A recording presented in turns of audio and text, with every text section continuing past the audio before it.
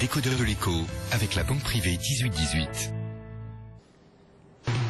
Bonsoir. Tant d'un point de vue éthique, économique, environnemental, il n'est plus acceptable de jeter de l'alimentation, estime Guillaume Garot, l'ancien ministre, qui dans un rapport remis au gouvernement aujourd'hui, préconise notamment d'interdire aux grandes surfaces de jeter des produits. C'est vrai qu'on balance de la nourriture dans la poubelle, c'est vrai qu'on jette également des produits électriques, des produits électroménagers, des médicaments. Alors comment freiner cette montagne de déchets?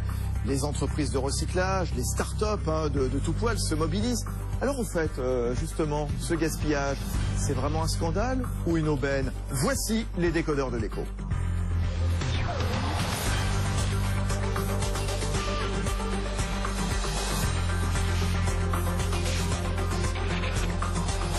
L'écho s'éclaire sur BFM Business. Fabrice Lundi reçoit les décodeurs de l'écho. Ouais, le gaspillage, scandale ou aubaine? Réagissez évidemment sur le compte Twitter, on va en parler jusqu'à 20h30, rediffusion tout à l'heure à 23h30 à la télé, à la radio, comme tous les soirs avec nos décodeurs de l'écho. Mathieu Pecker, c'est le directeur qualité agriculture à la Fédération des entreprises du commerce et de la distribution. Emmanuel Le Chip qui va nous accompagner en début d'émission, économiste, éditorialiste économique à BFM Business. Rodolphe Bonas, le grand spécialiste de la distribution à la tête de son entreprise de communication CACOM. Tout à l'heure, Sébastien Petit-Huguenin, directeur général adjoint de Paprec, l'un des as du recyclage en France.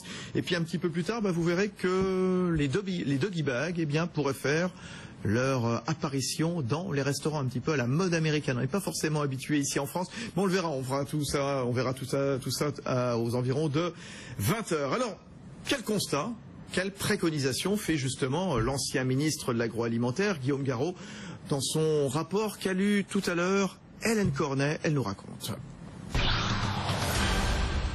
Chaque grande surface en France produit 200 tonnes de déchets par an. Nous-mêmes consommateurs, nous jetons entre 20 et 30 kilos de nourriture chaque année, dont 7 kilos encore emballés. L'ADEME évalue à 160 € par an et par personne la valeur de ce qu'on jette, 12 à 20 milliards d'euros gaspillés au total. Tant au niveau éthique qu'économique ou écologique, ce n'est plus acceptable selon Guillaume Garot. Les préconisations du rapport pour les distributeurs, interdiction désormais de jeter pour les produits encore consommables, dont obligatoires aux associations, et pour les autres, c'est direction recyclage, soit pour l'alimentation animale, soit pour l'énergie type biocarburant.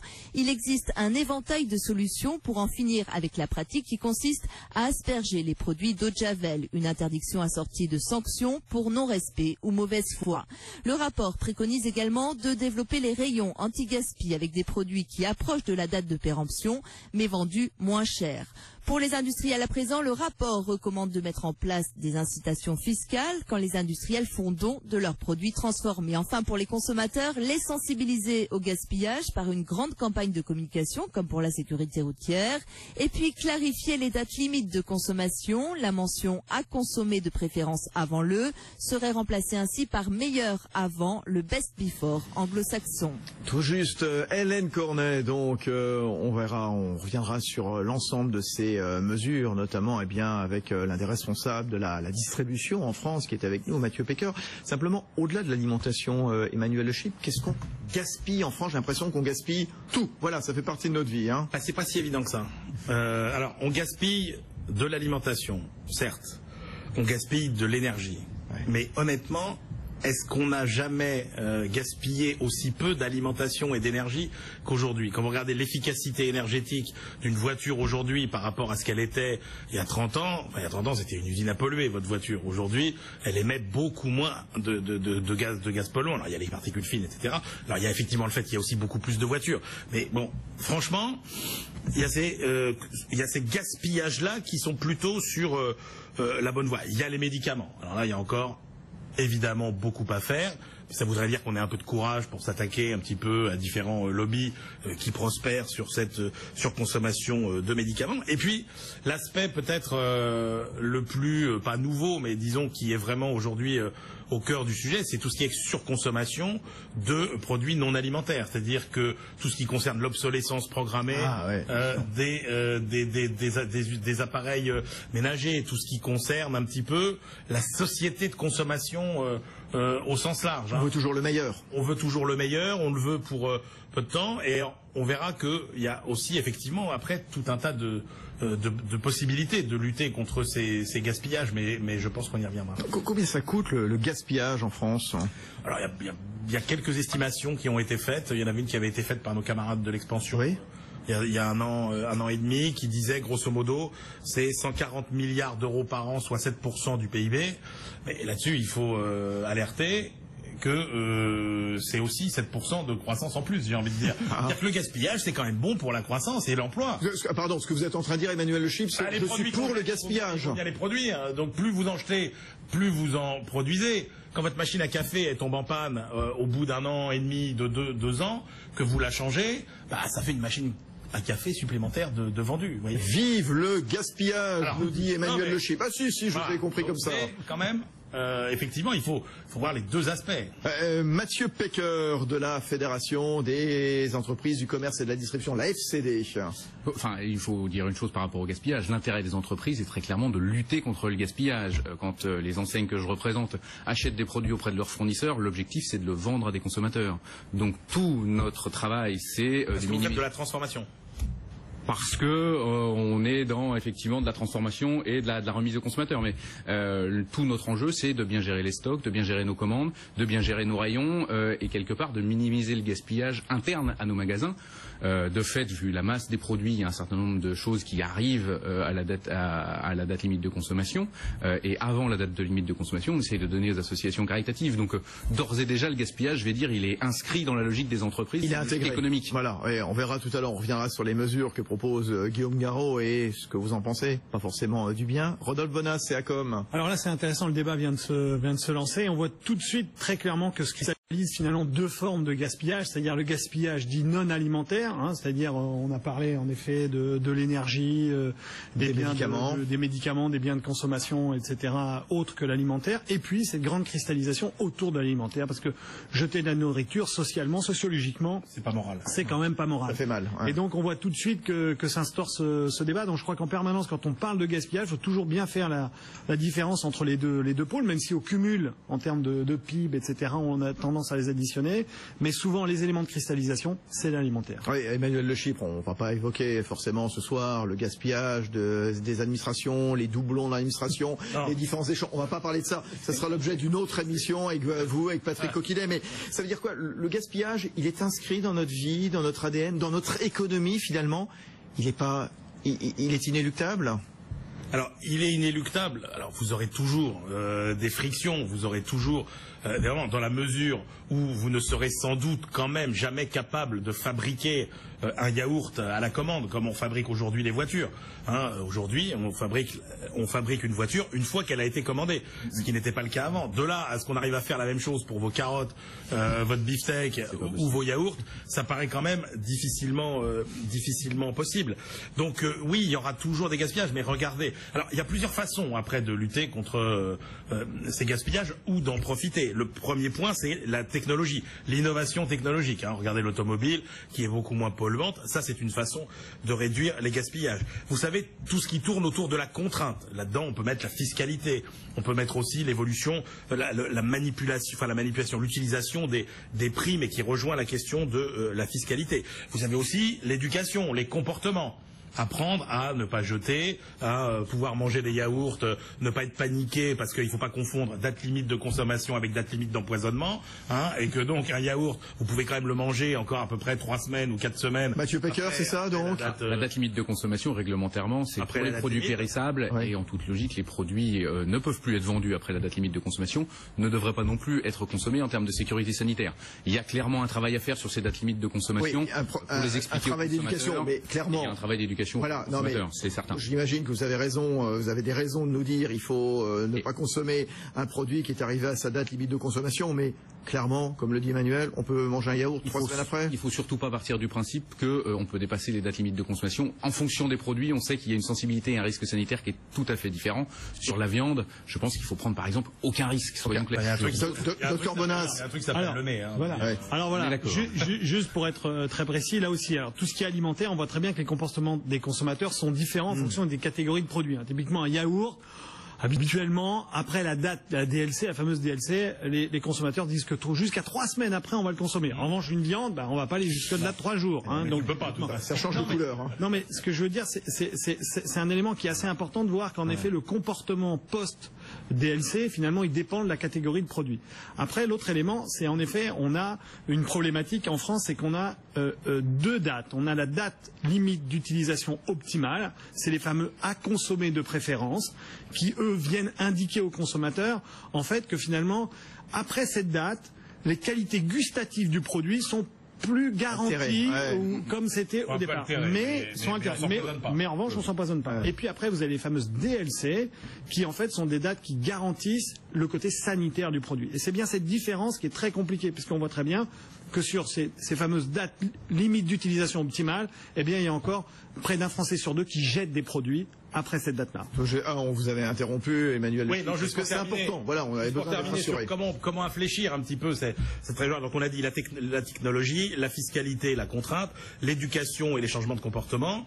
Il y a la concurrence aussi. Hein. On voit bien que par exemple, prenez dans le médicament, si on osait affronter les lobbies des laboratoires pharmaceutiques, par exemple, il y aurait quand même moins de gaspillage. Et puis il y a ce que j'ai envie d'appeler l'appât du gain, c'est-à-dire le profit qu'on peut tirer de l'exploitation de ces déchets entre guillemets. Donc vous avez la récupération des déchets, le recyclage par exemple qui est très important, mais vous voyez aussi aujourd'hui tout un tas de business prospérer sur cette idée du recyclage. Là, je découvrais encore récemment, par exemple, un site qui marche très très bien, qui consiste, si vous voulez, alors voilà, quand vous êtes passionné de mode, vous accumulez dans votre dressing les vêtements, bon, bah là c'est une forme de gaspillage. Et ben là vous avez la possibilité. Comment il s'appelle ce site ? Ça s'appelle Vestiaire Collective. Vestiaire Collective. Hein, et vous avez la possibilité de revendre vos pièces de mode pour prendre de l'argent pour vous racheter évidemment d'autres pièces de mode, parce que quand vous avez la frénésie du shopping, ça ne vous quitte pas. Mais voilà, donc il y a aussi tout un tas de nouveaux business aussi qui peuvent prospérer sur cette gestion dans cette lutte contre le gaspillage. Bien sûr, et je vous le disais, on en parlera tout à l'heure avec Victor Marostegan, directeur général délégué de Takeaway. Ouais, l'arrivée des doggy bags peut-être dans les restaurants français, et puis l'un des as, c'est évidemment du recyclage en France, pas près, tout à l'heure à 19h30. Alors, le rapport écrit par Guillaume Garot, l'ancien ministre de l'agroalimentaire, remis au gouvernement ce matin, il pointe entre autres donc la distribution, la petite distribution, la grande distribution. Reportage à Issy-les-Moulineaux de Jean-Baptiste Huet pour BFM Business. Ça, c'est ce que vous jetez le plus souvent, c'est les yaourts? Ouais, il y a des yaourts qu'on jette. Ça dépend en fait, ça dépend des mois, ça dépend les semaines, ça dépend les... Des yaourts, mais aussi de la charcuterie, du fromage, des biscuits. Le gaspillage alimentaire n'est pas l'apanage des grandes surfaces. Les petits commerces de quartier doivent aussi faire face à de nombreux invendus, des clients qui achètent moins du fait de la crise, mais aussi tout simplement la saison qui joue. Bref, fréquemment, le gérant de cette épicerie doit jeter et détruire, parfois à l'eau de javel, une partie de ses produits. Ça fait mal au cœur de jeter des trucs qu'on peut encore consommer. Donc c'est un peu, quand vous voyez les gens dans la misère, vous vous dites pourquoi je ne peux pas les donner au lieu de les jeter. Donc c'est vrai que ça fait mal au cœur. Mais on respecte les lois, donc on les jette. Notre façon de consommer doit changer et qu'il y a trop de gaspillage. Trop de gaspillage. Chaque Français jette en moyenne entre 20 et 30 kilos de nourriture par an, ce qui représente parfois jusqu'à 20 milliards d'euros. Les projets du gouvernement pour freiner le gaspillage et rendre légal le don d'invendus, c'est une bonne chose pour ce gérant. Oui, je pense que y a des gens qui n'ont pas les moyens d'acheter ou un truc comme ça. On peut les aider, c'est un plus, quoi. Je trouve ça normal. Les préconisations de Guillaume Garot pour tenter d'éviter le gaspillage concernent dans un premier temps les grandes surfaces et les producteurs. Dans cette épicerie, on espère rapidement davantage de souplesse pour ne réserver l'eau de javel qu'au nettoyage. Ouais, on l'espère. Reportage donc cet après-midi de Jean-Baptiste Huet, ici les Moulineaux pour les décodeurs de l'écho. Alors oui, le rapport Garot. Garot. Donc ces préconisations, on en parlait tout à l'heure avec Hélène Cornet, vis-à-vis des agriculteurs, vis-à-vis des producteurs, anticiper les cas de surproduction assez rares. Hein. C'est pas la catégorie qu'il pointe le plus, Guillaume Garot. Les consommateurs, c'est l'idée de faire preuve de pédagogie, leur expliquer justement ce que sont les dates de consommation. Et puis donc surtout la distribution. Alors stricte interdiction de jeter, avec en critiquant l'habitude de javeliser. On vient de voir ce gérant d'une épicerie. Donner aux consommateurs les bonnes informations accessibles et lisibles, dit Guillaume Garot. Passer des conventions avec des associations pour donner plutôt que jeter. Mathieu Pecker, représentant de la Fédération des entreprises du commerce et de la distribution, est-ce que vous avez l'impression d'être un peu montré du doigt par l'ancien ministre? On a l'impression d'être très clairement montré du doigt dans ce rapport, et je dois admettre qu'on le comprend assez mal, parce qu'en termes de lutte contre le gaspillage, on a le sentiment d'être quand même clairement exemplaire. Qu'est-ce que vous faites d'ores et déjà contre le gaspillage? Ça vous coûte, c'est ça qu'il faudrait comprendre. Clairement, comme je disais tout à l'heure, jeter ça nous coûte. D'ores et déjà, on est très très impliqué dans la lutte contre le gaspillage, même avec Guillaume Garot, c'est-à-dire que son pacte de lutte contre le gaspillage, la FCD l'a signé, les enseignes de la distribution l'ont signé. Sur les prix anti-gaspi, les enseignes se sont fortement mobilisées. Et puis surtout par rapport à son interdiction de jeter, aujourd'hui dans la réglementation, il y a déjà une obligation pour les gros producteurs de trier, de valoriser, et ça se met en place petit à petit parce qu'il y a des seuils qui sont prévus, mais c'est déjà des choses qu'on fait. Nos enseignes développent de la méthanisation, développent du compostage, et clairement on est déjà les bons élèves sur un sujet comme celui-là. C'est un peu... Vous signez déjà des accords avec des associations. L'ancien ministre voudrait que ça soit systématique. Là aussi, on est des partenaires historiques des associations caritatives. On est le premier fournisseur des associations d'aide alimentaire. On fournit plus de 30% de leur approvisionnement. C'est plus que les pouvoirs publics, et c'est clairement leur source majeure d'approvisionnement. Donc clairement, on travaille historiquement avec eux. Ça fait des années et des années qu'on est fournisseur de ces associations. C'est pratique de mettre de l'eau de javel dans les bennes, sur les produits. Ça faut existe. surtout pas faire croire que c'est une habitude. Ouais. D'abord, ça devient... Dans quel cas c'est utilisé? Ça devient extrêmement marginal, et aujourd'hui, chez nos enseignes, c'est quasiment inexistant. Et surtout, c'est quand ça arrive, et l'exemple de l'épicier qui était interviewé le montre, c'est jamais de gaieté de cœur, c'est-à-dire qu'on préfère toujours vendre, et dans le pire des cas, on va préférer donner à une association caritative plutôt que dénaturer le produit. Là où ça peut parfois arriver, c'est parce que nous avons une responsabilité qui est celle de la sécurité sanitaire, et que les produits qui sont à la poubelle sont considérés comme impropres à la consommation. On ne sait pas avec quoi ils ont été en contact, on ne sait pas quelle a été leur altération entre guillemets, et pour éviter qu'ils puissent être collectés, c'est des choses qui peuvent arriver clairement. Je le disais, c'est jamais de gaieté de cœur, et on essaie autant que faire se peut d'aller vers les autres valorisations, le don aux associations caritatives, la méthanisation. Rendre le don obligatoire, c'est un sens ou pas à votre avis? Le don est quelque chose qui se pratique déjà de manière volontaire, et qui se pratique déjà beaucoup de manière volontaire. Je disais, c'est 30% de l'approvisionnement des associations caritatives. Tous nos grands magasins pratiquent le don, et le rendre obligatoire, ça fait courir le risque de se mettre dans une réglementation forcément contraignante, alors que le don, on le gère localement entre nos directeurs de magasins et nos associations caritatives. En fonction des moyens logistiques des associations, du nombre de bénévoles qu'elles ont, de la situation du magasin, on ne va pas le gérer de la même manière et faire rentrer tout ça dans le cadre de la loi. On considère que ce n'est pas la bonne façon de faire. Rodolphe Bonas, CACOM, est-il normal de tenser la distribution, accusée d'être responsable de tous les gaspillages, quand on voit par exemple qu'on gaspille beaucoup plus à la maison? On ne s'intéresse pas forcément aux cantines, aux universités, aux casernes, par exemple. Bon, je sais pas, je ne vais pas multiplier les exemples. Finalement, c'est une cible facile ou pas? C'est un pur scandale. Quand vous voyez, juste pour alors, Emmanuel Le Chip a suivi Rodolphe Bonas. Quand vous voyez que le personnel, par exemple, n'a pas le droit de repartir le soir avec les restes de ce qu'il y a de hachis parmentier le midi, etc., qu'on est obligé de le jeter, c'est quand même un peu aberrant, quoi. Alors, c'est une cible facile? Alors justement, oui, tout à fait. Ce qui est très important, c'est que dans le gaspillage alimentaire, c'est à peu près 10 millions de tonnes par an. D'accord? Il faut savoir que le gaspillage alimentaire lié à la mise en vente, c'est à peu près 23% de ce gaspillage. Alors sur les 10 millions de tonnes, le quart, c'est la distribution. C'est la distribution. Ouais. Il y en a 15%, c'est la restauration collective, ou la restauration en foyer, les restaurants dans lesquels on peut tous aller.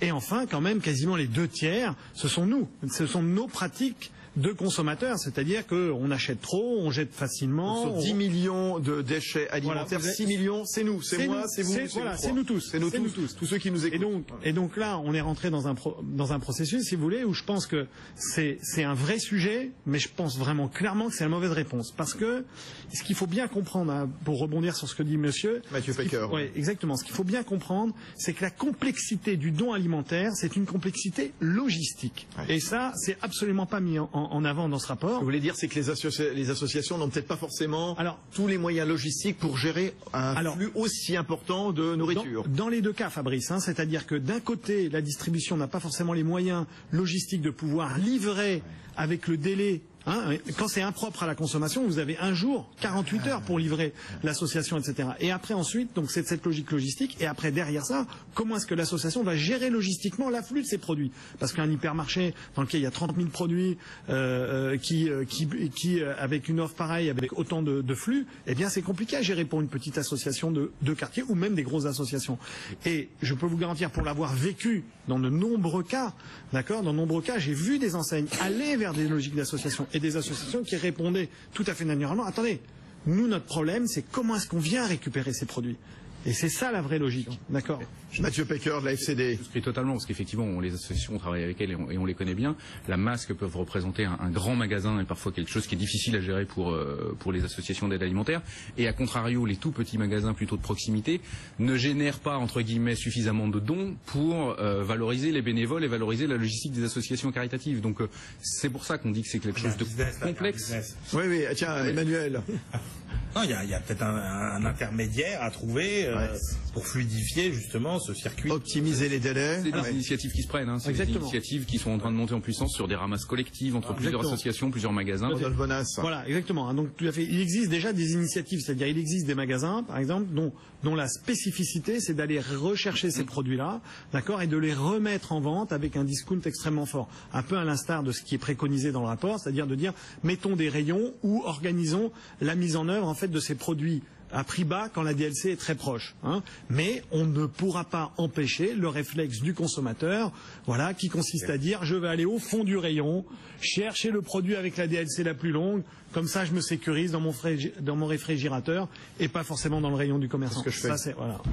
Bon, j'ai adoré aussi les initiatives prises par certaines enseignes, Intermarché notamment avec ses légumes moches, hein, justement, parce que ça aussi, il y a du gâchis. On veut toujours du beau, du propre, du brillant, justement. Bah, il y a des légumes qui sont pas très beaux, mais ils sont aussi bons, hein, Mathieu Pecker. Et de la même façon, une autre initiative, les gueules cassées, tous les paquets de gâteaux, les boîtes de conserve un peu amochées, enfoncées. Bah, ce qu'il y a dedans est bon. Bah, pourquoi le jeter finalement? Effectivement, il y a tout un tas d'initiatives et on voit qu'il y a aujourd'hui pléthore. Tous les acteurs sont en train de se positionner par rapport à cette lutte contre le gaspillage.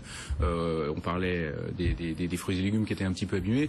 On a aussi dans nos magasins des choses qui se développent, c'est qu'on retire des rayons les fruits et légumes qui sont abîmés pour faire de la soupe, pour faire des jus de fruits. Ça se développe pas partout, c'est pas faisable de manière généralisée, mais c'est des choses qui sont en train de se mettre en place. Et clairement, on regrette que le rapport soit plutôt très contraignant et ne mette pas en valeur les bonnes initiatives qui sont quand même exemplaire. Rodolphe Bonasséacom et puis un mot de Emmanuel Le Chip qui va nous dire au revoir dans un instant. Mais on fera rentrer d'autres décodeurs de l'écho, notamment l'un des as du recyclage en France, Sébastien Petit-Gunin de Paprec. Allez-y, Rodolphe. Alors, juste pour donner un exemple encore d'une enseigne, mais pas en France, mais en revanche en Angleterre, une enseigne qui s'appelle Sainsbury, oui, donc une grande enseigne alimentaire, et donc qui, depuis 2011, est dans le zéro déchet. C'est-à-dire que 100% de ce qui est mis en vente est soit vendu, soit automatiquement recyclé, soit dans des formules de produits préparés, ou bien évidemment, ils fabriquent de l'énergie avec. Donc, quelque part, il y a des enseignes qui vont jusqu'à cet engagement-là. Donc, c'est clair que ce sont des vocations, et je pense que c'est ce vers quoi on va aller,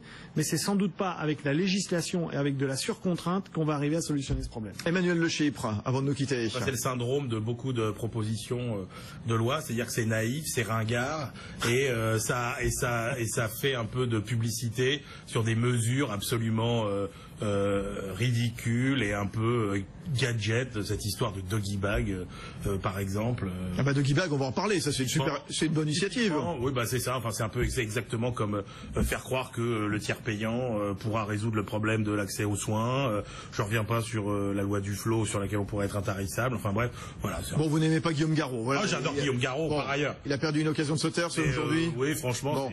Mais c'est toujours pareil. On a l'impression qu'on n'écoute pas. C'est des trucs qui tombent d'en haut. Et on n'écoute pas les professionnels. Je trouve que la caractéristique de beaucoup de lois, c'est qu'on a de moins en moins de concertation avant et de plus en plus, du coup, de lois qui sont inapplicables, inadéquates. Bon, ben ça donne des idées, justement. Et tout à l'heure, à 20h, une start-up Takeaway qui va nous faire redécouvrir donc le Doggy Bag. Il sera avec nous tout à l'heure, Victor Marostegan. Dans un instant, le patron, le directeur général adjoint de Paprec, Sébastien Petit-Guenin. Merci Manu, Emmanuel Le Chypre. À très bientôt. Tous les autres, vous restez. Les codeurs de l'écho reviennent. Gaspillage, est-ce un scandale ou une aubaine? On va en profiter. À tout de suite. Fabrice Lundi reçoit les décodeurs de l'écho.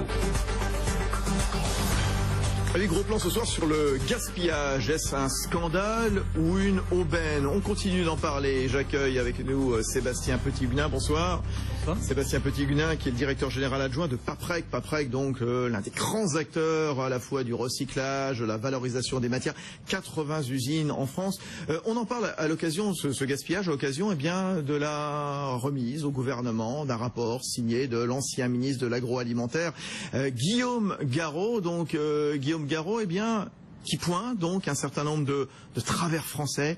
Il dit voilà, il faudrait arrêter de jeter, et il fait des suggestions, des préconisations, notamment, on écoute Guillaume Garot.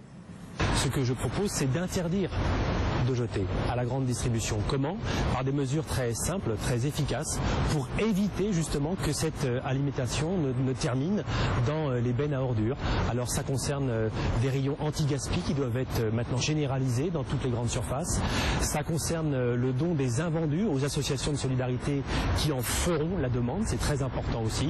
Et puis il faut aussi envisager la valorisation de l'alimentation qui ne serait plus consommable par les humains vers l'alimentation animale et pourquoi pas aussi évidemment vers la méthanisation pour l'énergie. Voilà, Guillaume Garot, aujourd'hui député socialiste du département de la Mayenne. Oui, et Sébastien Petit-Guenin, donc Paprec, lorsqu'on recycle du carton, du papier, de la ferraille, des pneus, je ne sais quoi, bon bref. Est-ce qu'on a envie, est-ce que quand on entend Guillaume Garot penser donc ce gaspillage alimentaire, est-ce que c'est une nouvelle activité, une nouvelle corde à votre arc? Alors tout à fait, nous distinguons dans nos activités la partie recyclage matière, dans lequel on reprend des déchets, on en extrait les matériaux pour les réutiliser à nouveau et faire des matières premières qui peuvent être utilisées en substitut des ressources fossiles. Et puis une autre boucle qu'on appelle nous le retour à la terre, qui consiste effectivement à reprendre des déchets alimentaires en fin de vie et des biodéchets d'une façon plus générale, de façon à pouvoir faire avec un compost qui est en fait un amendement agricole et qui va ensuite être utilisé pour nourrir la terre en fait. Et c'est ce deuxième type de valorisation. Donc nous on intervient en aval de toutes ces problématiques de réutilisation en l'état. Je suis une boîte de cassoulet, je peux avoir peut-être une deuxième vie avant la fin de ma DLC en étant réutilisé par une association, tout à fait. Bien, nous on intervient en aval et ce qu'on va savoir faire justement c'est séparer la fraction alimentaire de la fraction matériaux et proposer une deuxième vie dans ces deux options, refaire que la boîte de conserve puisse redevenir un jour un emballage, un rond à béton par exemple, et puis faire en sorte que le produit alimentaire qu'elle a contenu puisse servir à faire à nouveau du compost, de l'amendement agricole, sachant qu'à l'occasion de cette opération pour refaire du compost, on peut en profiter pour capter l'énergie qui se trouve dégagée au moment de la fermentation du biodéchet. Rien ne se perd, hein. Et c'est ce qu'on appelle la fameuse méthanisation. Ouais. Et vous savez que le gouvernement s'est donné des objectifs très importants dans ce domaine-là, ainsi que dans le domaine du recyclage des matières. Et c'est ce qu'on propose chez Paprec. Oui, c'est ce que propose aussi le rapport Garot, qui préconise de créer de nouveaux circuits vers l'alimentation animale, la valorisation énergétique à travers la méthanisation, quand les produits ne peuvent absolument plus être consommés par l'être humain.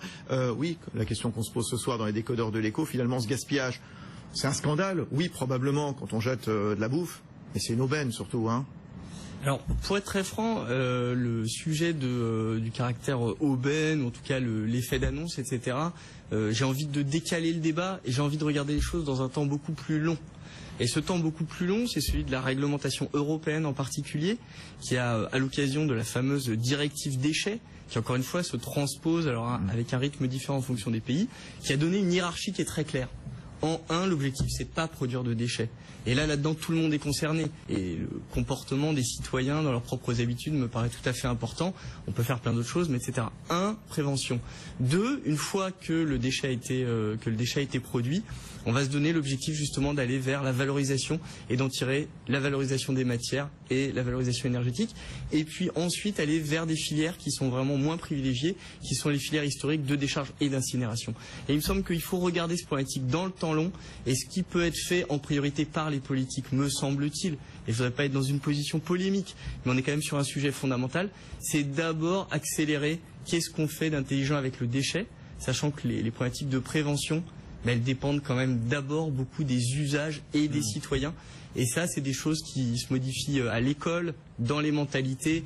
Et c'est vraiment, je crois, là où on attend les politiques, c'est qu'ils nous sortent un cadre réglementaire qui soit performant et qui en particulier pousse vers ces nouvelles filières qui sont valorisation des matières et retour à la terre. Très intéressant. On va vous retrouver dans un instant. On est toujours évidemment avec Mathieu Pecker, directeur qualité agriculture à la FCD, la Fédération des entreprises du commerce et de la distribution, la distribution, et puis celui qui conseille justement la distribution avec son cabinet de communication. C'est d'accord. Rodolphe Bonas, très intéressant ce que nous disait Sébastien Petit-Guzin. C'est tout à fait passionnant parce que ça vient souligner exactement ce qu'on a vu tout à l'heure. C'est-à-dire tout à l'heure, on a bien vu que dans les 10 millions de tonnes de déchets alimentaires qu'on avait, eh bien finalement, nous sommes les principaux acteurs coupables de ces déchets. Et ensuite, après, dans les comportements, quand on regarde, mais pourquoi est-ce que l'on jette? Là aussi, c'est très intéressant parce qu'on voit que dans plus de 50% des cas, c'est nous qui jugeons que le produit est impropre alors qu'on pourrait l'avoir. C'est-à-dire on jette, on finit, on retransforme pas nos produits alimentaires. Donc là, on est vraiment dans les habitudes alimentaire. Et après, vous avez 25%, c'est parce que la DLC est plus bonne.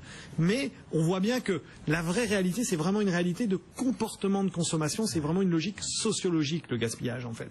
En réalité, on est au cœur de la société, des comportements, des usages des individus. Mathieu Pecker, la FCD. Ce qui a été dit tout de suite est très très important. L'objectif, c'est clairement d'éviter d'arriver à ce stade du gaspillage. Et il y avait des mesures qui pouvaient être possibles, même si elles figurent pas dans le rapport. Une mesure emblématique qu'on peut avoir, c'est quand dans un pack de yaourt de 16, il y en a un qui est abîmé.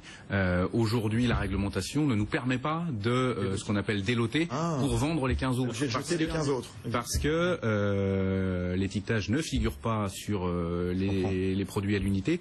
Et donc on ne peut pas vendre et on ne peut pas non plus donner ces produits. D'un point de vue réglementaire, il n'est pas forcément très très difficile de mettre en place une dérogation pour permettre la commercialisation de ces produits. Ça nous aurait semblé quelque chose de positif. Sébastien Petit-Guzin-Paprec.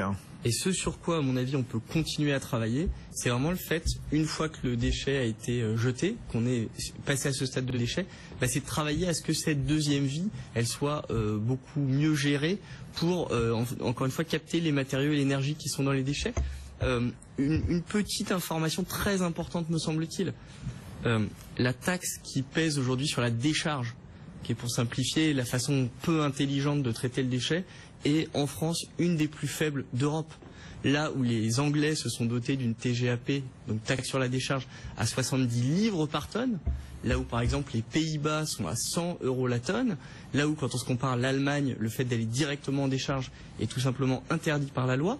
En France, on a une taxe sur la décharge qui se situe aux alentours d'une vingtaine d'euros la tonne. Ouais. Et donc on se rend compte que l'incitation finalement à donner une deuxième vie aux déchets, aujourd'hui d'aller vers ces nouvelles filières est aujourd'hui assez faible en France quand on le compare à des pays qui sont comparables au plan européen. Et je pense que le cadre réglementaire, il faut le voir à tous les niveaux. Éviter de gaspiller, oui, et puis faire en sorte que le déchet ait une deuxième vie intelligente, oui aussi. Rodolphe Bonas, on en parlait tout à l'heure avec Emmanuel Le Chypre, on parle de jeter de la nourriture, très bien. Les médicaments aussi. Les médicaments, enfin pardon, mais ouvrons les armoires à pharmacie dans les salles de bain. On voit ces piles de médicaments qui sont en train de mourir et que tous les ans on regarde, avril 2015, hop, je le mets à la poubelle. 7 milliards d'euros, voilà ce que l'expansion donc estimait la valeur des 23 500 tonnes de médicaments inutilisés par les particuliers. 50 millions d'euros, c'est l'estimation de la valeur des médicaments périmés et détruits chaque année dans les hôpitaux. 80 millions d'euros, sont les maisons de retraite. C'est dû à quoi ce gaspillage? Alors, c'est dû en fait à des pratiques autour du médicament. Vous savez, en France, où on a à la fois quelque part quasiment une pratique du médicament subventionné, et puis ensuite un mode finalement de consommation du médicament qui est absolument pas adapté au mode de prescription. La réalité, c'est ça. Alors, il y a des progrès qui sont faits, parce que vous savez que là, le chiffre que vous donnez est très intéressant, parce qu'on voit le grand écart qui existe entre la prescription médicale au travers finalement de l'institution hôpital, on va dire, où là, on a commencé à travailler des doses finalement en fonction de la prescription et à donner finalement le bon nombre de cachets aux patients, et puis le grand écart qui existe avec la prescription, on va dire hors hôpital et hors clinique, si vous voulez, où là pour le coup avec le praticien, finalement il n'a affaire qu'avec des logiques de boîte où automatiquement vous retrouvez les fameuses 23 500 tonnes de médicaments qui sont dans nos placards. J'insiste bien. 15% des médicaments à peu près en France chaque année. Alors, attention, c'est pas 23 500 tonnes qu'on jette tous les ans, non, c'est 23 500 tonnes dont on sait qu'ils vont périr dans nos armoires et qui à terme vont finir à la poubelle. Donc là, ce qui est aussi intéressant. Par exemple, comme Madame Touraine, Marisol Touraine, qui est ministre de la Santé, on le rappelle, donc décide de tester la vente de médicaments à l'unité. Bon, est-ce que c'est une bonne idée? Parce qu'on entend les pharmaciens dire attendez, mais qu'est-ce qui va se passer? Dans quel conditionnement? À quel prix? Est-ce qu'il va falloir photocopier les notices? Enfin, tout de suite, ça a l'air d'être impossible pour certains. Oui, alors, bonne ou mauvaise idée? Alors, c'est pour moi une excellente idée, bien évidemment. Ce qui est très intéressant, c'est surtout c'est une idée qui a été sourcée en particulier dans des pays dits un petit peu sous-développés. C'est-à-dire pourquoi? Parce que finalement, dans les pays qui finalement mettent à disposition ces nouvelles formes de santé pour eux, eux, ils l'ont déjà calculé comme ça, ce système de prescription. C'est-à-dire que lorsque vous êtes dans des pays sous-développés, vous aviez bien une prescription à l'unité de façon... et on est en train de l'appliquer à nos pays, on va dire, occidentaux. Et donc, on a cette logique. Oui, c'est une bonne idée. Maintenant, vous savez que l'économie autour de la santé en France est une des plus performantes au niveau mondial, et que mécaniquement il y a tout le débat qui consiste à dire mais attendez, le jour où nos grands laboratoires feront moins de business, mécaniquement on fera moins de R&D, etc. Mais je pense que c'est un argument qui n'est pas recevable, et que l'idée de travailler à la prescription et à l'unité est une excellente idée. Rodolphe Bonas, CACOM. Juste encore un mot sur les fameuses DLC. Mathieu Pecker, c'est Hélène Cornet qui suit les questions de distribution ici à la rédaction de BFM Business, qui explique que Carrefour envisage d'allonger cette date limite de consommation pour leur MDD, c'est-à-dire leur marque distributeur. C'est une bonne idée justement pour essayer d'aller découler des produits ou pas? C'est une bonne piste pour effectivement essayer de minimiser la casse, que ce soit dans le magasin ou auprès quand on donne à des associations, ou voire même chez les fabricants. Les dates limites de consommation, la réglementation européenne précise qu'elles sont obligatoires sur les produits périssables, elles sont obligatoires en termes de date de durabilité minimale pour les autres produits. Il y a quelques exceptions par rapport à ça, qui sont le sel, le vinaigre, enfin des produits qui, de fait... Mais comment on peut allonger une date limite de consommation pour les MDD? Aujourd'hui, ça veut dire quoi? Il y aurait deux types de produits, les marques qui s'arrêteraient rapidement, et puis les autres qui pourraient continuer un petit peu plus tard, c'est ça? Aujourd'hui, la date limite de consommation, elle est fixée par le fabricant en fonction de tout un tas d'études scientifiques sur l'évolution du pH, l'évolution de la présence de bactéries. Enfin, je passe sur tous ces éléments techniques, mais on pense que sur un certain nombre de produits, il y a un travail à faire avec les fabricants pour essayer d'allonger la durée de vie des produits. Il y a effectivement des initiatives qui ont été prises dans ce sens, et c'est plutôt positif. Ça doit se faire en synergie avec les fabricants. Alors, on gaspille donc des yaourts, des médicaments, on va parler bien sûr, et puis aussi, c'est ce qu'Emmanuel Le Chypre nous racontait tout à l'heure, oui, les téléphones, les ordinateurs, les écrans plats, les aspirateurs, les lave-linges, les grille-pains. Sébastien Petit-Guenin de Paprec, est-ce qu'on peut dire, oui ou non, en quelques années, la durée de vie de ces quelques objets que j'ai cités, elle s'est réduite? Est-ce que c'est un fait ou pas? Alors, je pense que la durée de vie d'un certain nombre d'équipements s'est effectivement réduite, Mais encore une fois, on va revenir un peu au débat précédent. Il faut encore une fois qu'on remette le consommateur en face de ses responsabilités. Quand aujourd'hui une personne change de téléphone portable, et je donnerai pas de marque, une fois par an, Apple, il faut pas se poser. Non, mais il faut pas se poser. Se poser de questions par rapport au fait qu'on génère du déchet. C'est une évidence. Une grande partie. En moyenne, les Français changent de smartphone tous les 18 mois. Voilà, que ce soit du Samsung ou de l'Apple ou spécialement de l'Apple. Donc là encore, le consommateur, il est coupable, responsable. Hein. Alors, mon point est, et je pense que la responsabilité est partagée, puisque entre des gens qui font un marketing extrêmement performant, qui nous poussent, et les consommateurs, la responsabilité est partagée. Je pense qu'on a besoin de repenser qu'est-ce qu'on peut faire effectivement de ces équipements. Et encore une fois, est-ce qu'il y a une deuxième vie pour ces équipements? Est-ce qu'on peut encadrer et en particulier aller vers le fait que ces équipements puissent être utilisés une deuxième fois? Et là, je crois qu'il y a beaucoup de pistes à creuser. Nous, le métier de Paprec qui consiste, il n'est pas à ce niveau-là, il n'est pas dans le fait de réutiliser les matériels en l'état, il est le fait de gérer le fait que la fin de vie de ces équipements, elle soit faite dans les meilleures conditions environnementales et économiques, et en particulier qu'on vienne capter les matières premières qui sont à l'intérieur de ces déchets des équipements électriques et électroniques.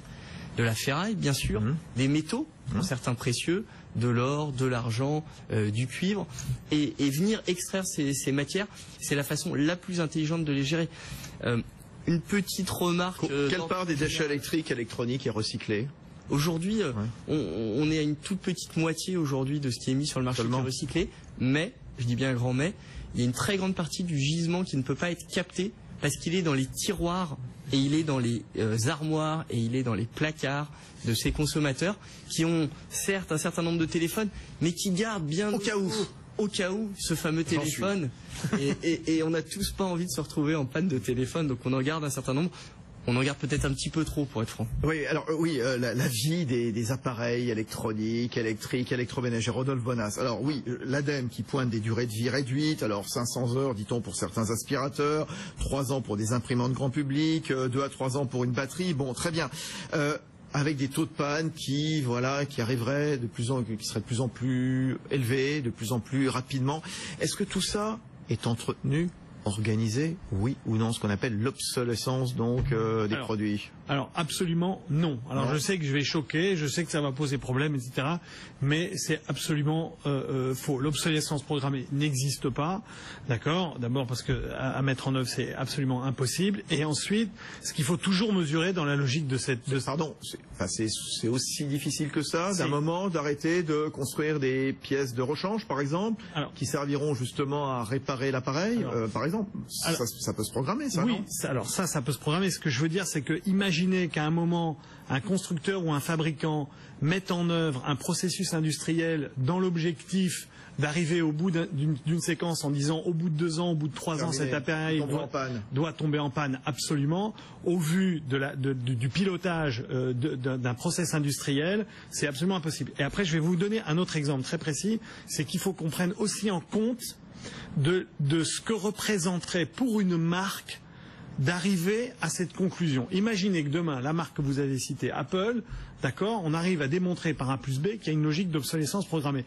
Mais quand vous rendez compte, quand on calcule la valeur de la marque d'Apple, l'impact que ça peut avoir, il n'y a pas un seul président de boîte, il n'y a pas un seul président de marque qui prendrait ce risque-là. C'est déjà arrivé, je crois, Rodolphe Bonas, avec des batteries dont la vie ne durait pas plus de 2 ou 3 ans, mais la batterie, on ne pouvait même pas la changer, il fallait changer tout l'appareil. Tout à fait, mais ça n'a pas été fait à dessein au départ, c'est-à-dire que la batterie, c'était des fameuses batteries où on découvrait ce process de lithium, etc.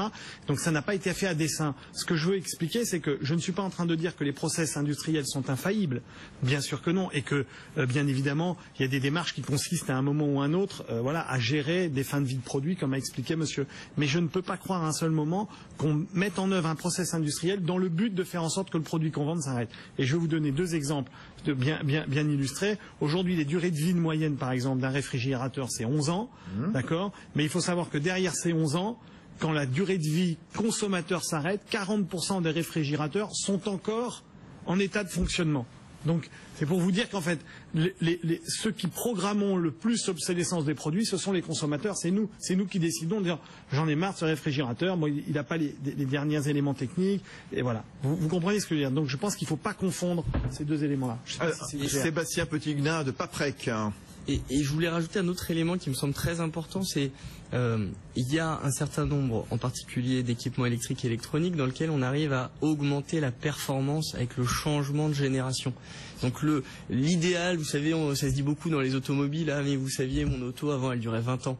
Oui, mais d'accord, mais qu'est-ce qu'elle émettait comme émission polluante? L'objectif quand même sur un certain nombre d'équipements, c'est qu'il y ait un vrai progrès technique. C'est-à-dire s'il y a un vrai progrès technique, qu'on sait produire ces équipements en dépensant moins d'énergie, en utilisant moins de matières premières, en étant plus intelligent, etc.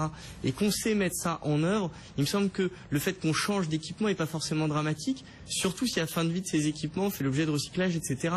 Si par contre on change finalement des outils pour d'autres outils dans une pure approche marketing, il me semble que là on est vraiment dans le gaspillage, et faire le tri entre ces deux options, ça me paraît vraiment déterminant pour savoir qu'est-ce qui est pertinent. Ouais, Sébastien Petit-Guenin, on veut toujours le meilleur téléphone, et certaines marques en effet nous poussent à le changer tous les ans ou tous les 2 ans. Très bien. Les voitures, c'est pareil.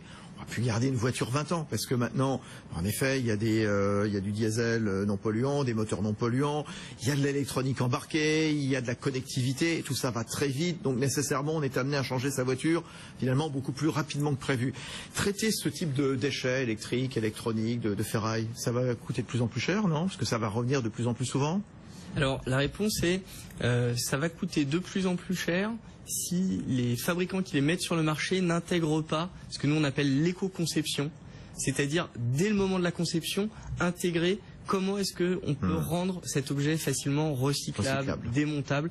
Et le grand pari, et à mon avis la grande transformation à laquelle on va assister dans les années à venir, ça va être cette montée en puissance. La première grande transformation qui a déjà eu lieu aujourd'hui, c'est le fait que les déchets aujourd'hui sont d'abord envoyés, pour un certain nombre d'entre eux, au recyclage. Et ça, c'est vraiment cette grande transformation. Et la matière première avec laquelle on va faire les futurs équipements électriques et électroniques, elle sera faite sur la base de matières recyclées. Ça la première grande transformation. Bon, on va continuer dans un instant. Il y a des opportunités, bien sûr. Il y a des start-up de tout poil qui se mobilisent également, à l'instar d'entreprises plus installées, plus anciennes comme Paprec également. Et dans un instant, vous verrez, puisqu'on parle de gaspillage alimentaire, eh bien, certains veulent nous faire redécouvrir, comme aux États-Unis, eh bien, les doggy bags. Est-ce que les Français sont prêts à ça dans les restaurants? On sera avec le directeur général délégué de Take Aware. L'écho s'éclaire sur BFM Business. Fabrice Lundi reçoit les décodeurs de l'écho. Oui, il n'est plus acceptable de jeter de l'alimentation, donc oui, d'un point de vue éthique, d'un point de vue économique, d'un point de vue environnemental. C'est ce que disait le député socialiste de la Mayenne, Guillaume Garon, ancien ministre, dans un rapport remis au gouvernement, qui, parmi un certain nombre de préconisations, eh bien, suggère l'interdiction faite aux entreprises de distribution, les grandes surfaces, les moyennes surfaces, finalement, de jeter les produits, en les incitant, en les obligeant peut-être à conclure des accords avec les associations, accords qui existent déjà, nous disait tout à l'heure Mathieu Pecker, donc de la Fédération des entreprises du commerce et de la distribution. Tiens, remarque, question de Monsieur Leroy, fidèle téléspectateur, donc il nous dit, puisqu'on gaspille de la nourriture, on gaspille des médicaments et puis aussi des appareils électroménagers, pour des produits en panne, il est souvent plus cher de les réparer que d'en acheter un autre. Tiens, vous nous dites quoi, Sébastien Petit-Guenin, directeur général de Paprec? Eh bien, moi, je vous dis que il est beaucoup plus cher pour la société au global de mettre en décharge ces équipements en fin de vie que de les recycler. Et le consommateur doit se préoccuper, bien évidemment, de savoir s'il peut réparer. Aujourd'hui, il y a un certain nombre de lois et de réglementations qui encadrent ça. Et surtout, il doit se préoccuper de savoir que deviendront les matières qui sont dans ces équipements. Est-ce qu'ils vont pouvoir connaître une deuxième vie, puisque c'est une occasion formidable d'économiser de l'énergie et de créer une ressource locale, puisque cette matière première, elle peut être réutilisée. Sauf que souvent, les pièces de rechange, elles sont plus disponibles à partir d'un certain nombre d'années, au bout de 3 ans, 4 ans. Oui, alors tout ça est-il organisé? Bon, j'ai aucune information. Rodolphe Bonas nous disait tout à l'heure, non, de toute façon, voilà, tout va bien, il n'y a pas de problème, il n'y a pas de complot, bon, très bien. Mais n'empêche que c'est pas toujours facile de réparer. Alors, tout à fait, et je dirais encore une fois, la conception de ces équipements en amont, si elle n'intègre pas la possibilité de les réparer et la possibilité de les recycler, malheureusement on peut dire qu'elle est pas éco-conçue et donc finalement elle remplit pas le cahier des charges qu'elle a par rapport à ces consommateurs qui s'attendent à ce qu'il soit réparable et recyclable. Alors gaspillage, scandale ou aubaine? Oui, avec des opportunités qui sont données, donc un certain nombre d'entreprises du recyclage comme vous, Paprec, ou des startups, voilà, qui fourmillent de 1001 idées. C'est le cas de Takeaway. Victor Marostegan, bonsoir. Bonsoir. Victor Marostegan, directeur général délégué de Takeaway. Takeaway, tout simplement, voilà, c'est un mot anglais, donc qui signifie prendre, enlever, emporter, tout simplement. Voilà. Le doggy bag. Alors, vous nous suivez à la télévision, à la radio. J'ai une boîte en carton, donc de forme hexagonale, donc qui est plutôt assez design. Et vous, ce que vous voulez faire, c'est réintroduire donc les doggy bags dans les restaurants, réintroduire un peu la sauce américaine. L'introduire tout court. Oui. Exactement, on a fait une étude de marché et on a vu qu'en France, pour que le doggy bag puisse plaire, il fallait obligatoirement qu'il soit design, qu'il soit chic. Donc après une R&D, on a sorti ce produit hexagonal qui est un petit clin d'œil à la France. Et bien sûr, l'objectif, c'est de lever les freins que le consommateur pourrait avoir, de le demander à la fin de son repas lorsqu'il ne l'a pas terminé. Oui, alors ce sont des boîtes cartonnées, tout simplement. À la fin du repas, on demande à ce que l'on mette donc ce qu'on n'a pas consommé dedans. On peut tout mettre dedans? On peut tout mettre puisque cette boîte a un film alimentaire à l'intérieur qui accepte les plats en sauce.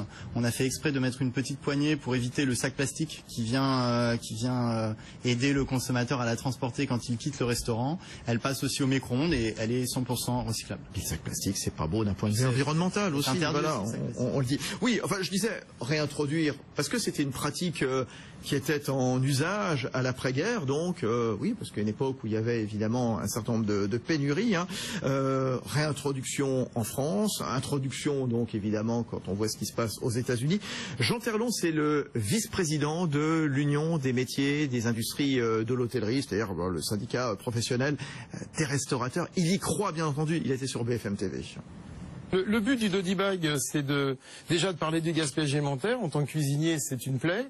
Mais comme on sait la gérer en amont, c'est-à-dire on sait gérer ses produits en bon professionnel, et l'endroit où on ne peut rien gérer, c'est-à-dire quand les gens ont les yeux plus gros que le ventre, si on met à disposition aux gens une boîte aujourd'hui beaucoup plus fun qu'avant qu'un bout de papier aluminium, c'est plus sympa de reparler du doggy bag de cette manière-là. Il faut changer les mentalités parce que les Français sont pas comme ça.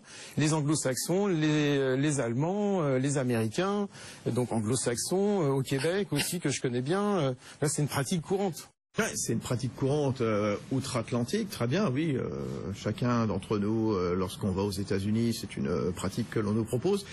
Qu'est-ce qui fait que les Français, pour l'instant, accepteraient, se lanceraient donc dans cette nouvelle mode, Victor Marostegan, parce que, comme le disait donc le vice-président de l'UMIH, question de mentalité.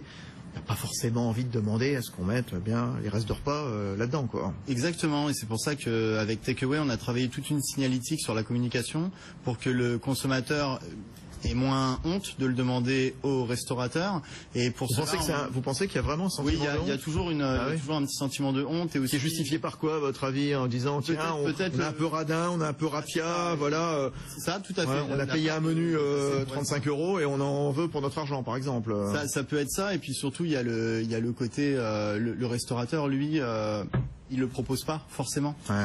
Donc du coup, le fait que ça soit signalé sur les menus grâce à une petite vignette qu'on appose ou sur la vitrine du restaurant, ça peut lever des freins. Et on travaille sur ça. Et avec l'UMIA, justement, on a signé un partenariat il y a quelques jours. Et on travaille beaucoup ensemble pour la communication de la propagation dans le pays. Ouais, Mathieu Pecker, Rodolphe Bonas, vous croyez justement à l'arrivée donc des doggy bags en France à la sauce américaine? Mathieu Pecker de la FCD. C'est le consommateur qui décidera, comme pour tous les produits. C'est quand même le signe que le gaspillage alimentaire est devenu une vraie préoccupation pour l'ensemble de la société. Si on peut reconnaître un mérite à tout le travail qui a été fait depuis quelques mois, c'est quand même de mettre ce débat-là sur le devant de la scène. Ça, c'est une initiative parmi une multitude, et on voit que l'arbitre in fine c'est le consommateur. S'il est prêt à acheter des légumes qui sont un peu moins beaux esthétiquement, mais qui ont préservé leur goût, ça fonctionnera. Si il est prêt à entre guillemets gérer autrement ses achats en termes de date, le gaspillage pourra aussi être vu d'une manière différente. Enfin, l'arbitre de tous ces éléments-là, ce sera le consommateur dans ses actes de consommation dans les restaurants ou dans nos magasins. Ouais, Rodolphe Bonasséa, comment le doggy bag donc va-t-il s'imposer en France? Alors, on lui souhaite un grand avenir en tous les cas en France. C'est vrai que ça existe à l'étranger, mais ce que je trouve être intéressant aussi, qui a été souligné ici, c'est qu'on voit qu'il y a un certain nombre de pratiques qui sont en train de revenir après cette période qu'on vient de vivre depuis les années 50, qui a été cette consommation de masse, d'accord, et on revient finalement à des pratiques un peu de nos grands-mères, c'est-à-dire où en effet on retrouvait, on ne jetait rien parce que tout avait de la valeur, et on se rend bien compte qu'on est en train de revenir et retrouver ces gestes un peu ancestraux qu'on a un peu tous oubliés. Et en effet, le doggy bag a existé en France à une époque, dans des périodes un peu pénuriques. C'est ce que je rappelais. Voilà, exactement. Et donc mécaniquement, on peut imaginer que si on l'a fait, on peut peut-être le refaire. Sébastien Petit-Huguenin, Paprec. Alors, si vous me permettez un commentaire complémentaire, ce qui est important pour le consommateur, c'est que ça soit simple. Et ce que je trouve très intéressant dans la démarche qui est proposée, c'est qu'on a déjà pensé, comme vous l'évoquiez à l'instant, les différentes étapes, je vais rentrer chez moi, mais comment je vais pouvoir le faire réchauffer, etc. Et il me semble que ce qui peut-être change par rapport à ce que faisaient nos grands-mères, c'est que là on est dans une approche dans laquelle on pense le geste du consommateur jusqu'au bout, y compris jusqu'au recyclage de cet emballage à la fin. Et là vraiment on a une approche qui simplifie pour le consommateur l'approche. Après, l'élément culturel, sociologique, la honte, etc., c'est un peu le fil rouge. Là, à chaque fois, on revient un peu à ça. Une honte, c'est vite passé en même temps. Comment on conçoit une telle boîte, Victor Marostegan, vous, à la tête de Takeaway avec vos partenaires, vos associés? Eh bien, on a commencé avec mes deux associés au sein d'une école de commerce qui s'appelle l'IFAG. Et on a au sein de cette école un projet à développer sur un fil rouge annuel. Et à la fin de ce fil rouge annuel, on a décidé de vraiment se lancer dans le réel, parce qu'on trouvait le sujet du gaspillage alimentaire préoccupant, et on s'est dit que vraiment il fallait faire quelque chose. On a lancé une R&D qui a duré 9 mois, et on a pensé justement, comme vous venez de le signaler, à tout le cheminement du produit entre le restaurant et la deuxième assiette finalement du consommateur. Je veux savoir, Fabrice, qu'il y a eu aussi des initiatives de grands chefs aussi qui ont, sur certains restaurants, en particulier du côté de Lyon, etc., qui ont déjà initié ça. Donc, je pense là aussi que ça serait un élément culturel très important. Si un chef étoilé commence à proposer... Lance le mouvement. Les restaurateurs, ils en ont envie, à votre avis? Donc, Rodolphe. Je pense que si le client le demande, ça va se mettre en place. Mais le fait dans tous les cas, ce qu'il faut dire, c'est qu'en 2016, les restaurateurs, ils devront valoriser leurs déchets. Donc, de toute façon, quelque part, ils seront obligés de passer. Ils vont y venir contraints et forcés. On va se retrouver dans un instant, justement, gaspillage, aubaine ou scandale. On reviendra justement sur le doggy bag. Il y a d'autres initiatives également. On en parlera et on se quittera d'ici quelques minutes. À tout de suite. Fabrice Lundi reçoit les décodeurs de l'écho.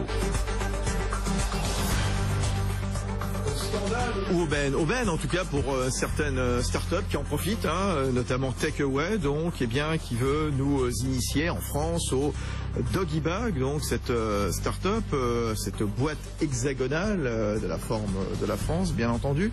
Et puisque vous lancez également Victor Marostegan, je sais pas, complètement idiot finalement. Voilà, une fois qu'on a rempli ce doggy bag des restes du repas qu'on va aller consommer à la maison, les réchauffer au micro-ondes, dans le four, peu importe. Pourquoi ne pas acheter une bonne bouteille de vin au restaurateur, justement, qui va pouvoir remplir ce bag takeaway. Voilà, on va joindre l'utile à l'agréable dans tout ça. Exactement, et c'est vrai que le bag plaît beaucoup aux restaurateurs. Ils nous disent surtout s'il met une bouteille qui vend dedans, c'est toujours bien. Exactement, et justement, il y voit un gros retour sur investissement, puisque le verre est mis en retrait, et c'est plutôt la bouteille qui est demandée, surtout qu'on sait qu'il y a beaucoup plus de bouteilles en référence que souvent au verre. Et puis quand on sait que les marges sur les bouteilles dans les restaurants sont souvent de 1 à 6, c'est ça, Rodolphe? C'est à peu près ça. Ouais, c'est à peu près ça, donc bingo pour le restaurateur. Cette boîte, elle est commercialisée 50 centimes, c'est à la charge de qui? C'est à la charge du restaurateur. Oui. C'est clairement Mathieu Baker, la FCD. Ces initiatives, et on parlait tout à l'heure du retour à un certain nombre à une certaine consommation comme ce qu'on pouvait avoir après-guerre, c'est vraiment une prise de conscience et on a des initiatives dans nos magasins. La vente en vrac d'un certain nombre de produits où le consommateur achète la quantité exacte de ce dont il a envie, c'est générateur de lutte contre le gaspillage. Mais ça prend ça ou on peut pas le mettre partout. C'est-à-dire qu'il y a un certain nombre de magasins qui sont certaines enseignes qui ont pris cette initiative-là. Effectivement, pour les clients un petit peu plus urbains ou le client célibataire, ça va être la vente à l'unité qui va fonctionner. Ouais. Donc ces initiatives-là sont des bonnes initiatives qui ne peuvent pas être généralisées partout et il faut l'adapter aux zones de chalandise, aux consommateurs qu'on a en face de nous, qui sont forcément pluriels par rapport à cette problématique-là. Rodolphe Bonas, CACOM. Alors en Allemagne, vous avez une chaîne de magasins maintenant qui a repris et qui ne vend que du en vrac. Donc c'est-à-dire il n'y a plus aucun conditionnement, plus aucun emballage, rien du tout. Vous ne pouvez acheter que des pâtes en vrac, vous ne pouvez acheter que du riz en vrac, vous ne pouvez acheter que de l'huile, etc. Mais au départ, c'était conçu pour quelles raisons, pour quelle motivation? C'était quoi? Des raisons écologiques, des raisons finalement de structure low cost dans ce type de... Les deux. Les deux, ouais. C'est-à-dire c'est à la fois le fait d'avoir une consommation raisonnée, à la fois d'avoir une logique environnementale puisque finalement pas d'emballage, et enfin ensuite une logique économique parce que sur certains produits le coût de l'emballage est parfois de la valeur intrinsèque du produit.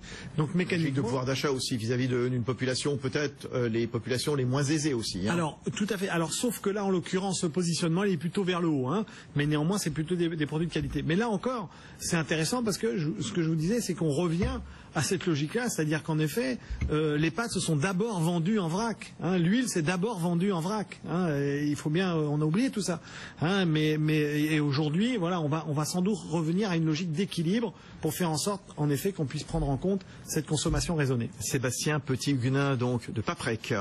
Alors, il me semble qu'il faudrait quand même pas qu'on soit complètement dans l'angélisme, c'est-à-dire aujourd'hui le fait de dire on va tout vendre en vrac, moi clairement ça me paraît totalement utopique. Aujourd'hui l'emballage il assume des fonctions, il est là pour assurer de la sécurité alimentaire, il est là avec pour de l'étiquetage notamment, de l'identification, de l'hygiène, absolument.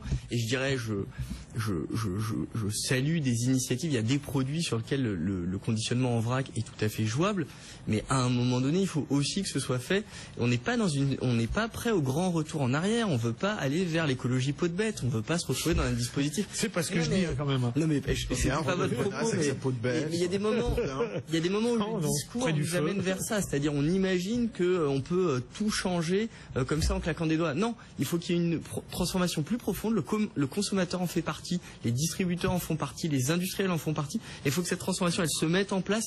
Mais attention quand même à pas être dans l'angélisme. On se débarrassera pas de l'emballage en claquant des doigts. Bon, en tout cas, il y a des initiatives. On salue celle évidemment de Takeaway avec le retour du Doggy Bag. Donc, il y a une start-up belge également, Foodweek, qui propose à des producteurs, des distributeurs de publier une annonce pour proposer donc des produits jugés invendables. Il y a également des étudiants d'une école de gastronomie, Ferrandi, qui viennent d'ouvrir un food truck qui propose des petits plats confectionnés à partir d'aliments considérés comme comme invendables dans la grande distribution. Ça aussi, il y a d'autres initiatives. Ça foisonne ce type de. Il y a clairement des initiatives qui sont prises par chacune des entreprises et ce qui me semble qui a été dit tout. Et vous, à la FCD, vous les encouragez? On les encourage clairement. On s'est positionné pour favoriser le don auprès des associations caritatives. On essaye d'avoir des actions vis-à-vis de l'administration par rapport aux réglementations qui nous contraignent justement et qui génèrent du gaspillage. Et notre objectif, c'est d'éviter de jeter autant que faire se peut. Et quand on doit jeter, essayer de valoriser le mieux possible. Clairement, c'est ce vers quoi on va. Rodolphe Bonas. Alors vous avez même des initiatives où on trouve maintenant dans les magasins en fait la capacité d'avoir un jus d'orange frais à l'instant. C'est-à-dire en fait vous avez une machine qui vous coupe vos oranges, qui vous les presse, chez Franprix, Leclerc ou autre, vous pouvez avoir ça. Donc là, en effet, vous gagnez en fraîcheur et en même temps, là, c'est zéro gaspillage parce que c'est des oranges qui sont juste là et donc il n'y a pas elles sont pressées sur le lieu de vente. Le point important, ce qui me semble, c'est ce qui a été dit tout de suite, c'est que cette lutte contre le gaspillage, elle est forcément collective. Elle est au niveau de la production, au niveau des industriels de la transformation, dans nos magasins et puis derrière vers les associations caritatives, vers les gens qui recyclent. Ça peut pas se focaliser sur un seul point, quel qu'il soit d'ailleurs, mais c'est forcément des initiatives collectives, notamment sur le sujet des DLC. Je le disais, les DLC, c'est dans les magasins qu'on les gère, elles sont fixées par les fabricants. voilà, on est très clairement sur un enjeu qui doit être un enjeu global et pas un enjeu focalisé sur un ou deux secteurs. Bon, est-ce qu'il y a un objectif à se fixer? Tout à l'heure, Rodolphe Bonas nous disait il y a 10 millions donc de 10 millions de tonnes de produits alimentaires qui sont donc gaspillés en France chaque année. C'est quoi l'objectif avec toutes ces initiatives qu'on a décrites dans les grandes surfaces, dans les grandes ou moyennes surfaces, peu importe, avec ces doggy bags, avec oui, Rodolphe Bonas, on arrive à baisser la barre de combien? Alors voilà, c'est-à-dire que il y a un point qui est très important, c'est un peu ce que disait Emmanuel en début d'émission, c'est-à-dire que je pense qu'on n'a jamais aussi peu gaspillé qu'aujourd'hui. Il faut jamais. Emmanuel Le Chypre, ça c'est un point. Tout à l'heure, ouais. Je crois que c'est vraiment un point qui est important. Et ensuite, quand on est en train de regarder un peu le fonctionnement, les gros efforts qui ont été énormément fournis, c'est tout ce qui est avant la vente. Hein. C'est-à-dire que entre la production et la mise en vente, on est arrivé à des taux de gaspillage qui sont extrêmement faibles. Pourquoi? Parce que, en effet, on récupère la totalité des éléments qui sont produits, hein, que ce soit sur un animal ou que ce soit même dans la logique des fruits et légumes, etc. Donc tout ça est retravaillé. On a maintenant l'effort à faire, qui est l'effort après avoir vendu le produit. Et c'est un peu ce que vous expliquez. C'est-à-dire que le gros travail, c'est ça ce qu'on doit faire. C'est-à-dire que c'est un travail, et là on se rend compte que c'est quand même avant tout un travail sur les mentalités. Mais il est là le travail à faire, c'est après la vente. Allez, le mot de la fin avec Sébastien Petit-Huguenin, donc directeur général adjoint de Paprec. Et là, me semble-t-il, on peut vraiment, sur cette phase finale, faire de très gros progrès. C'est arrêter de mélanger les déchets qui sont alimentaires avec les autres déchets. C'est déjà ce que beaucoup de restaurateurs, entreprises agroalimentaires ont choisi de faire, parce que ça permet de donner une deuxième vie, encore une fois, pour aller vers des solutions d'amendement agricole à tous ces déchets alimentaires. Et là, on peut faire des progrès qui sont énormes. Donc, prenons la route. Voilà, prenons la route du recyclage, de lutter contre le gaspillage. Merci à tous. Il y a un guetté justement sur les menus. Il y a un petit logo, un petit pictogramme. Ça ressemble à quoi le logo Take Away, donc du doggy bag? C'est un petit TA qui reprend Take Away, tout simplement. Une icône de la société. Voilà, ça va se faire donc progressivement. Victor Marostegan, donc directeur général délégué de Take Away. Pour terminer le repas tranquillement à la maison, longue vie donc à votre start-up. Hein. Merci à Mathieu Pecker, directeur qualité agriculture à l'AFCD, les entreprises de la consommation et de la distribution. Sébastien Petit-Huguenin donc de Paprec, groupe de recyclage, de valorisation des métiers, et puis celui que vous retrouvez tous les dimanches et d'autres dates hein, évidemment à 9h dans l'émission À vos marques de David Dauba. Rodolphe Bonas, directeur général de CEACOM, son groupe de communication dans la distribution. Rediffusion tout à l'heure à 23h30 à la télé, à la radio sur BFM Business, les décodeurs de l'écho qui reviendront demain en direct à 19h. On sera mercredi. Bonne soirée, bonne nuit à tous. Les décodeurs de l'écho sur BFM Business. Allez plus loin dans votre décryptage